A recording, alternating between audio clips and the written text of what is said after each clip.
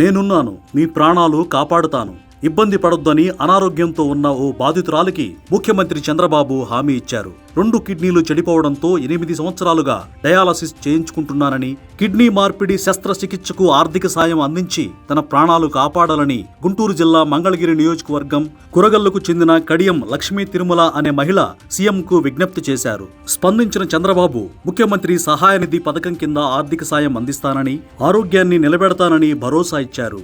Mangalagiri TDP కేంద్ర కార్యాలయంలో 3 గంటలు గడిపి ప్రజల నుంచి, నాయకుల నుంచి, కార్యకర్తల నుంచి వారి దగ్గరికి వెళ్లి స్వయంగా అర్జీలు స్వీకరించారు. వారి సమస్యల్ని శ్రద్ధగా విని పరిష్కరిస్తానని హామీ ఇచ్చారు. కొన్ని అర్జీల మీద సంబంధిత శాఖలకు రిఫర్ చేస్తూ రాశారు. అంతకుముందు కార్యాలయంలోని బ్లాక్ 2, 3 పనుల్ని పరిశీలించారు. అందుబాటులో ఉన్న ముఖ్య నాయకులు, కార్యాలయ సిబ్బందితో చంద్రబాబు సమావేశమయ్యారు.